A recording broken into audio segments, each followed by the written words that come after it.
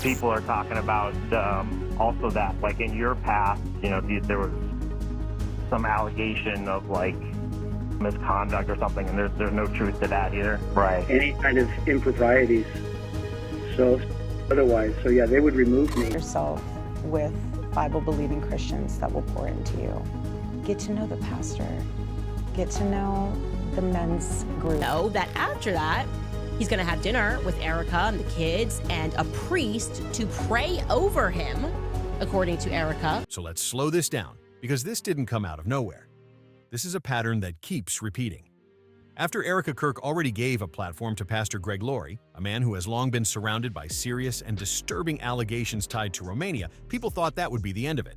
Instead, it opened the door to something even darker. Now Erika is being exposed for surrounding herself with yet another so-called man of God. And this one comes with a past that's making a lot of people uneasy.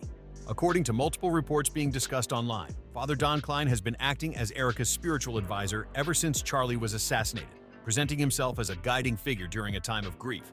But once people started digging into his background, that clean image started cracking fast.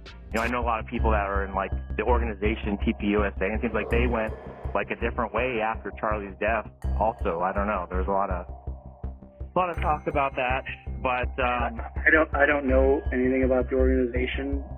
Personally, I've never been to a Turning Point event. So I think people give me a lot more credit than they should as far as how they ran things or any of that. I don't know. I wasn't inside to any of that kind of stuff. Don't really care too much. But anyway, I mean, it's just not my thing. Yeah. I got more important things to deal with. We're talking about allegations involving inappropriate relationships with adult parishioners, boundary issues, and other deeply troubling claims that have followed him for years. No exaggeration, no shock tactics, just documented rumors and accusations that have raised serious concerns among former church members and observers. And now, people are asking a much bigger question than before. Is Father Don Klein even operating as a legitimate priest in good standing? Or is there something else going on behind the scenes? Because here's where things really spiral. In a recorded interview, Klein confidently claimed that he had never attended a Turning Point event, not once. That statement alone might have gone unnoticed, except footage later surfaced showing him backstage with Erika at a Turning Point tour stop in Mississippi. Not hearsay, not interpretation, actual footage.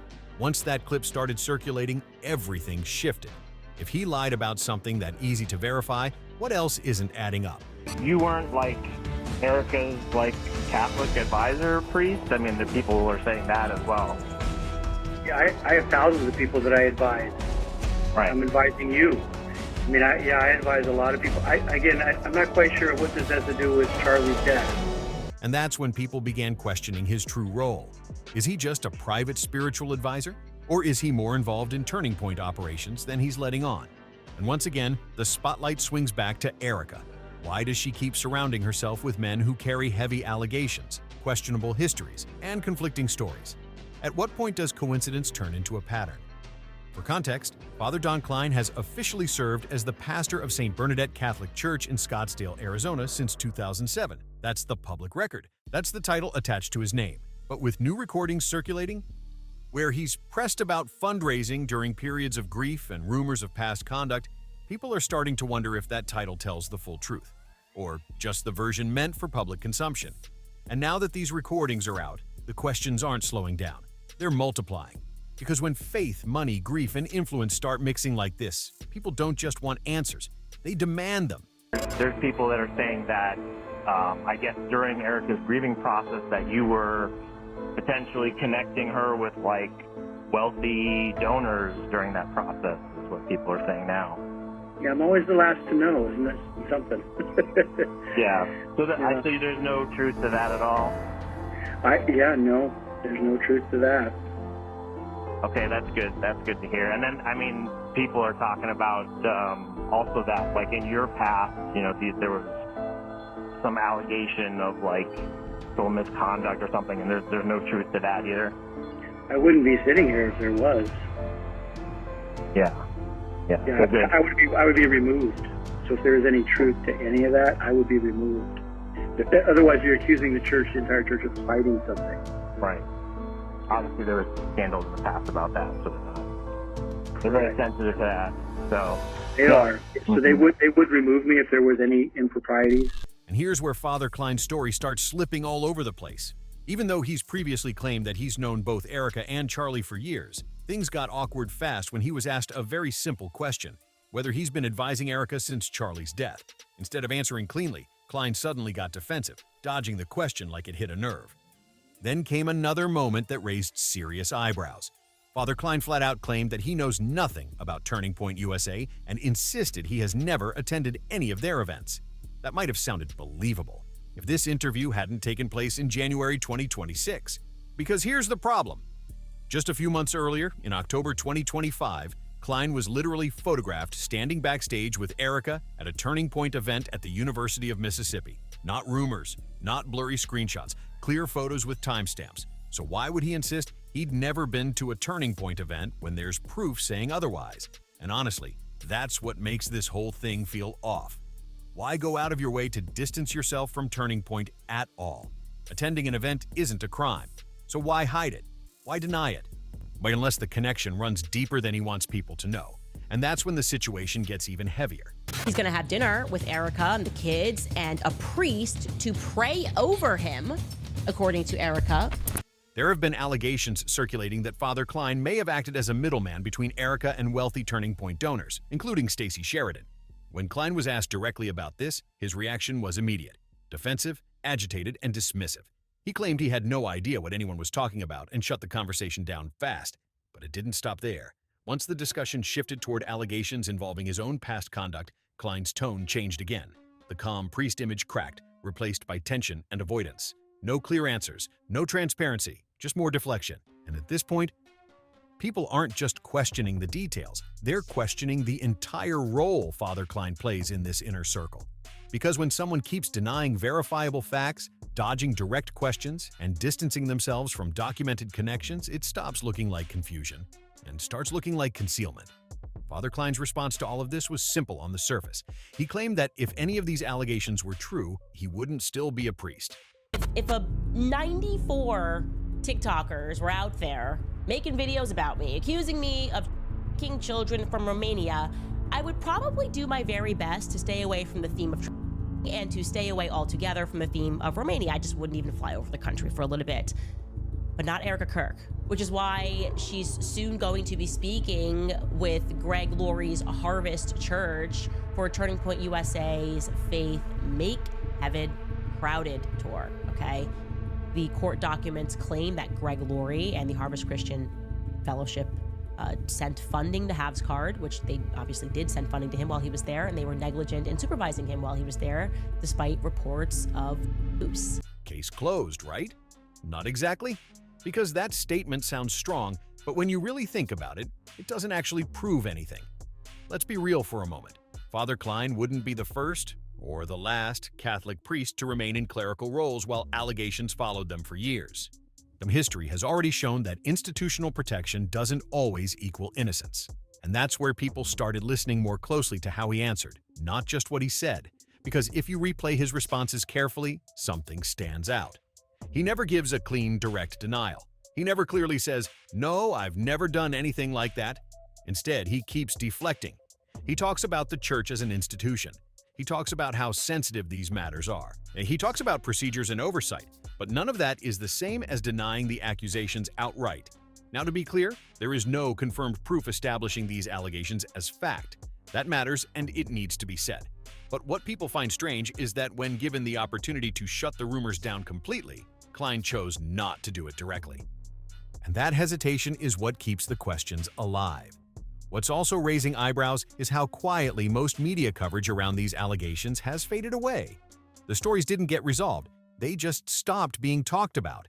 But if you dig deep enough, a few local Arizona reports still exist. One of them claims that Father Don Klein was listed among 109 clergy members accused of sexual abuse within the Diocese of Phoenix. According to the same reporting, Arizona alone has seen at least 63 priests accused over the years. Again, allegations, not convictions. But the numbers themselves are what make people uncomfortable. And then Candace Owens dropped another detail that pushed this story into an entirely new lane. She pointed out that the night before Charlie was killed, he reportedly had dinner with a Catholic priest, believed to be Father Don Klein. Erika herself later confirmed that a priest came over that night to pray over Charlie. And once that detail surfaced, the timeline suddenly felt heavier.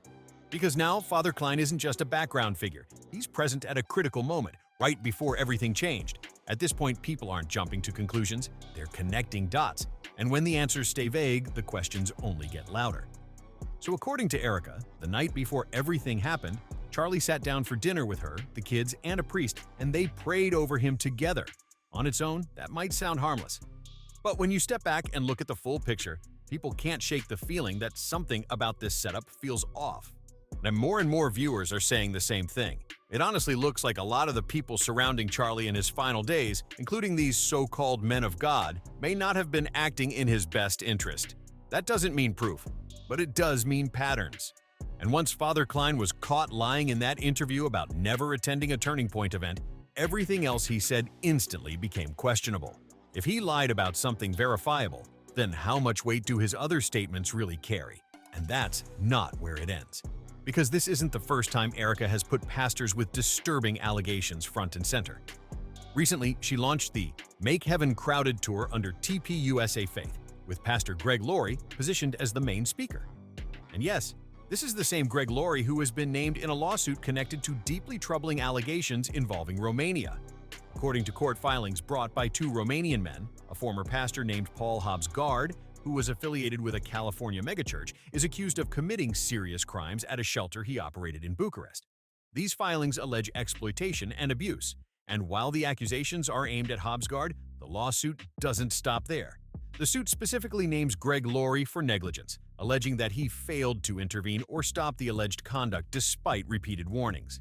According to the filings, donors and visitors raised red flags multiple times about what was happening at that shelter, yet no meaningful action was taken. And now the situation has escalated even further. Additional men have come forward claiming they were trafficked by Hobbs-Gard, and in their court documents, they directly accuse Greg Laurie of covering up the alleged abuse for years. Again, these are allegations currently being handled through the legal system, not proven facts, but the consistency of the claims is what's making people uneasy. So when you line everything up, Father Klein's contradictions, Erika's repeated associations with controversial pastors, and these serious allegations tied to people she elevates, the pattern becomes harder to ignore. At what point does coincidence turn into a trend? And why do the same types of figures keep showing up around her again and again? According to the men who filed these court documents, Greg Laurie was still publicly praising Paul Hobbs-Gard as recently as 2009, not quietly either. And he reportedly compared Hobbs-Gard's work in Romania to Moses leading the Israelites. That's how far he went with the praise. And knowing everything that has since come out, that comparison alone has people stunned. So with all of this surfacing, the lawsuits, the allegations, the growing number of accusers, you'd think Erika would at least put some distance between herself and Greg Laurie, especially when her own name is already getting pulled into the Romanian Angels controversy. But instead of stepping back, Erika doubled down. She didn't distance herself at all.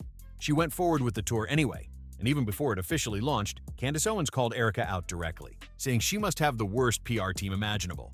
Now, because how do you explain elevating someone tied to these allegations to anyone who's actually paying attention? And here's the key point. Even if Greg Laurie himself is never found personally guilty of any crime, the fact that his name appears in a lawsuit tied to serious allegations should be more than enough reason to stay far away. That's basic judgment. And as Candace pointed out, this isn't just one bad decision. It's starting to look like a pattern. Over and over again, Turning Point keeps giving platforms to pastors facing similar accusations. Different names, same red flags. And now more people are asking the uncomfortable question. Is Turning Point trying to normalize this behavior by constantly putting these figures front and center? And when it comes to Father Don Klein, the same concerns are resurfacing. And after the contradictions, the denials, and the connections that don't add up, people are asking, is he just another compromised man of God, quietly operating in Erika's orbit and within TPUSA? At this point, the pattern is getting harder to ignore.